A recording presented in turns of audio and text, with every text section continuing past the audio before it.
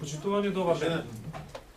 Во однос на сообраќајките кои на 28 октомври беа предизвикани од лицето ДС, ви информирам дека дел од инволвираните лица дојдоа вчера во полициската станица Капош и дадоа нови изјави, со кои ги негираат претходните изјави. На лицата ТК и МТ ова им се трети изјави поред, а на лицето ДС втора. Вчера ДС ја промени својата изјава, односно кажа дека во првата изјава дадена во полициската станица Капош не ја говорил вистината. Во првата изјава дадена во саботата вечерта, ДС тврди дека туарегот бил управуван од, како што рекол, неговиот возач МТ. Но вчера ДС во полициската станица Капош дава нова изјава во која тврди дека тој го управувал туарегот. Сопатничката во туарегот ТК во првата изјава дадена во ноќта 5 кон сабота тврди дека возилото Volkswagen Touareg го управувал лицето ДС и нема никаква закана од никога. Во втората изјава дадена во саботата вечерта, кога и лицето ДС дава изјава, ТК ја менува изјавата и тврди дека возилото не го управувал ДС, туку МТ. И со тоа ја подкрепува изјавата која истиот ден ја дава нели ДС. Но вчера ТК по трет пат дојде во полициската станица Капош и ја негира својата претходна изјава. Односно призна дека тоа што го говорела не е вистина. Според последната изјава на ТК, возилото Touareg го управувал ДС. Значи прво возел ДС, потоа возел МТ, на крај пак возел ДС. И лицето МТ три пати ја менува својата изјава. Во првата изјава дадена во петок од вечерта, кога доаѓа дури 2 часа по незгодите, тој доаѓа на местото каде што е нели запрем туарегот и вели дека тој лично го управувал туарегот, а во него биле и лицата ДС и ТК. И не пријавува никакви закани однесуваци.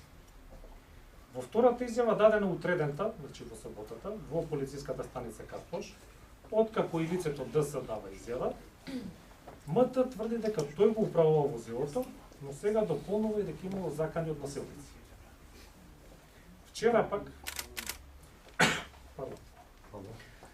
пак по личното признание на ДС дека тој го управувал возилото и МТ, како и ТК, доаѓа во полициската станица Капош и ја менува изјавата, односно дава трета изјава, во која кажува дека лажел во претходните две изјави, кога тврдел дека тој го возил Touareg.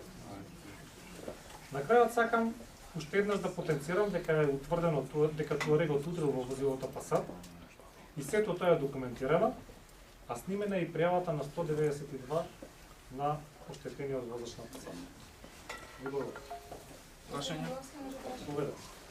Вчера министерот Спасовски истакна дека поседува снимки кои се доказ дека Диме Спасов не бил нападнат од никого таа вечер. Во текот на вчерашниот ден беа излезени еден друг вид на снимки, кој е вашиот коментар? Вака, значи началникот на СВР Скопје ги побара снимките од SafeCity системот, нели, кој е контролиран од УБК. А за останатите прашања во врска со овие снимки ќе барате одговори од директорот.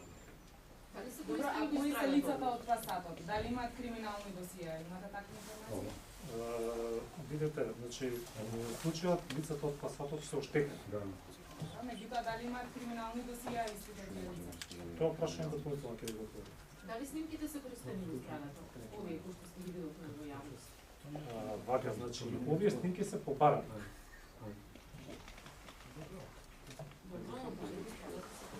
Значи не можам да ви одговорам што е користено во страдата, бидејќи тоа не е.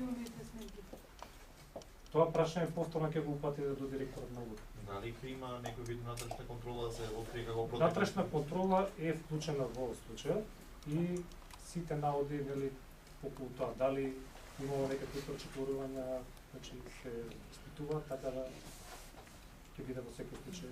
Веродостојни се овие снимки? Потврдувате дека се од системот на МВР? повторно ќе го упатам на директорот на УГО. Добро, кажат три различни изјави. Повлекува ли тоа нека кривична одговорност? Значи може ние да кажеме едно, да се вратиме, пише брише. Какви пријави ќе поднесете по основ на лажни искази? Видете, значи последните изјави се дадени вчера и се постапува по нив. Се обработува, се постапува, така што ќе биде и како ќе биде поднесено ќе известено. А против напаѓачите што ќе се предземе? Кој напаѓач? Од пасатот? Не разбирам кој напаѓач. На снимката вчера имаше како нападнат. Значи снимките нема да ги коментирам. Снимките за се околу снимките ќе барат одговор од директорот на УГО. Немаме напаѓачи, значи да расчистиме. Туарегот удрил во пасатот. Значи оштетениот е пасатот, а не туарег. Дали ќе има покренато некаква постапка против директорот на агенцијата за вработување бидејќи го Тоа е во надлежност на други органи, не е на МАП. Дали е пракса на тој начин да постапуваат опити, како што видовме вчера од снимките во овој случај каде што не е било критичен правен настан и дали има некаква службена белешка за исто? Значи за сите преземени действија се изготвени службени материјали и претходно кажав дека внатрешната контрола е вклучена во случајот, доколку има било какво пречкорување, ќе биде санкционирано. Јас имам уште едно прашање, дали функционираат камерите на CCTV системот? Повторно ќе упатам на директорот на УГО. А ќе се поноси ли одговорност министрот Спасовски со оглед на тоа дека ВМРО ќе бара одговорност од него за секој случај? Не знам како да ви одговорам на ова. Дека се поноси одговорност кој што го бара. Немам коментар. Немам коментар. Дали да се бил во алкоолизирано состојба? Дали тоа се... Бидејќи го напуштил местото на настанот, не е направено. Ајде, ако ви благодариме. Ајде. Убав ден да имате.